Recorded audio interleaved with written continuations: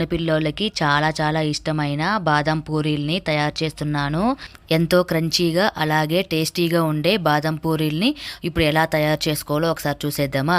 దానికోసం ఒక గిన్నెలో ఇక్కడ నేను ఈ కప్పుతో 1.5 కప్పుల వరకు మైదా పిండిని తీసుకుంటున్నాను. ఈ బాదం పూరీలకి కంపల్సరీగా మైదా పిండినే వాడుకోవాలండి.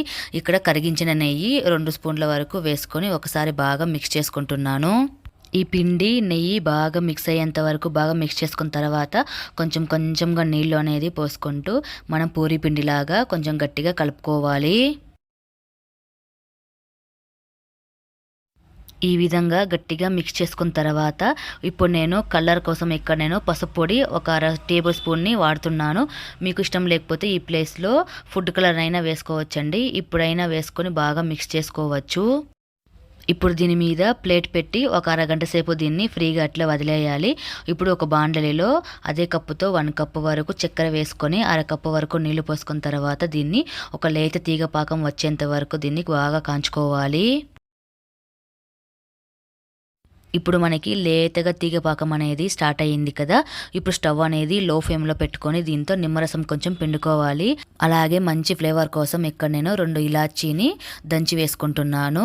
ఇప్పుడు స్టవ్ ఆఫ్ చేసుకొని ఒకసారి బాగా మిక్స్ చేసుకొని దీని మీద మూత పెట్టి ఇది చల్లారనివ్వకుండా చూసుకోవాలి. కొంచెం గోరువెచ్చగానే ఉండాలి. ఇప్పుడు దీన్ని పక్కన పెట్టుకొని మైదా పిండి విషయానికి వస్తే చూడండి కొంచెం స్మూత్గా వచ్చింది కదా. ఇప్పుడు దీన్ని తీసుకొని ఇంకా ఒకసారి బాగా కలుపుకోవాలి.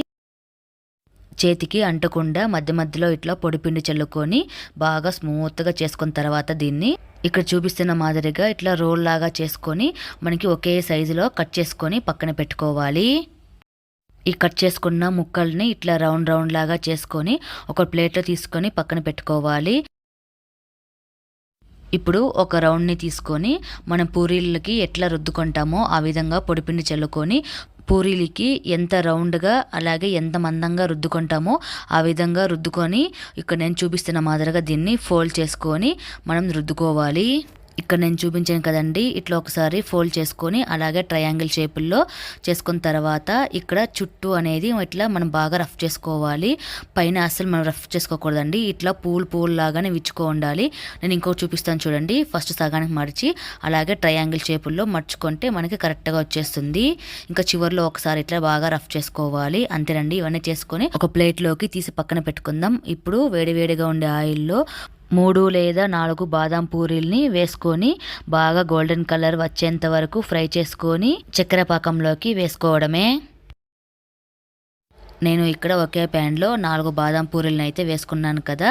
ఇప్పుడు ఇంకో పక్కకి టర్న్ చేసుకుంటూ బాగా దీన్ని గోల్డెన్ కలర్ వచ్చేంత వరకు బాగా ఫ్రై చేసుకోవాలి. ఈ స్టవ్ అనేది మనకి సిమ్లో పెట్టుకొని బాగా ఫ్రై చేసుకోవాలండి. ఇట్లా బాగా ఉబ్బుతుంది, మంచి కలర్గా వస్తుంది, మంచి క్రిస్పీగా కూడా బాగా ఫ్రై అవుతుంది. కాబట్టి సిమ్లో పెట్టుకొని ఫ్రై చేసుకోవాలి.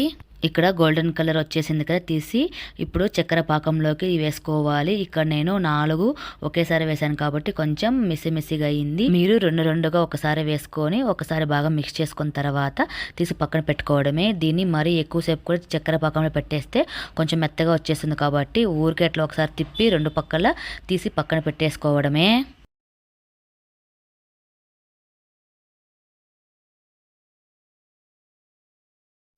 ఇప్పుడు దీన్ని తీసే ముందు ఇట్లా చక్కెర పాకం మొత్తం ఇట్లా కిందకి వచ్చే మాదిరిగా తీసుకొని ఒక ప్లేట్లోకి వేసుకొని ఇంకా మనం సర్వ్ చేసుకోవడమే. ఇంతేనండి, మనకి ఎంతో టేస్టీగా స్వీటీగా ఉండే క్రంచీగా ఉండే బాదం పూరీలు రెడీ అయినట్టే. ఇప్పుడు ఒక ప్లేట్లోకి తీసుకొని పైనుంచి కొంచెం గార్నిష్ కోసం అలాగే కొంచెం టేస్ట్ ఇంక్రీజ్ కోసం అయితే ఇక్కడ నేను కోకోనట్ పౌడర్ని చల్లుకుంటున్నాను. ఇక్కడ నేను ఎండు కొబ్బరి పౌడర్ని చల్లుకున్నాను కదా.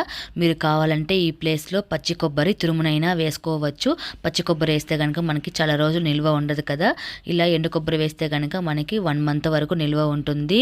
చాలా చాలా క్రంచీగా ఉండే ఈ బాదం పూరీలు రెడీ అయినట్టే. చిన్నపిల్లలకి ఎంతో ఇష్టంగా తింటారు కదా.